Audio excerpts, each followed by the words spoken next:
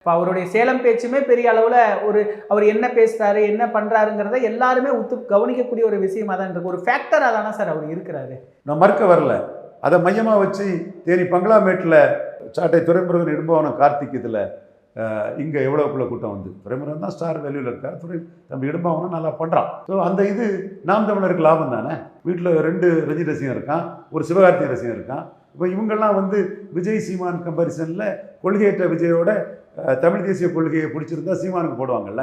இப்போ அஜித் ரசிகன் ஒரு உருது முஸ்லீம் ஒரு நாயர் போட்டுருவான்னு சொல்ல வரல. அஜித் ரசிகன் ஒரு தாய்மொழி கொண்டவன், விஜயை பிடிக்காதவன் அஜித் நான் பைக்கு சீமான் சின்ன மைக்குன்னு கேட்டார். சீமான் நான் போவோன்னு பண்ணுவாப்பில். கூட்டத்துக்கெல்லாம் போவான்னு சொல்ல மாட்டான். ஆனால் சமூக வலைத்தளங்களில் லைக் போடுவான், சமூக இடங்கள்லாம் பார்ப்பான். ஸோ அந்த ஒரு இது சீமானுக்கு வரத்தானே செய்யுது. தமிழ் சினிமா அளவில் விஜய்க்கு ஷேர் என்ன, ரஜினிக்கு ஷேர் எக்கச்சக்கம். அது கூட கம்பேர் பண்ண முடியுமா விஜயை? ரஜினி உயரத்தில் நிற்கும்போது எத்தனை நடிகர் ரஜினி கூட நின்னாங்க. இன்றைக்கும் ரஜினி தான் உயரம். 2 படம் 500 கோடி தாண்டி போயிட்டு. அது முன்னாடி உள்ள எந்திரன் 2 தவிர விஜய்க்கு ஒரு படம் தான் 500 பேர் இருக்குது. ரஜினிக்கு அடுத்தபடியாக விஜய்க்கு ஒரு இது இருக்குது. அதே போல் சிவகார்த்தியும் வளர்ந்து வராரு.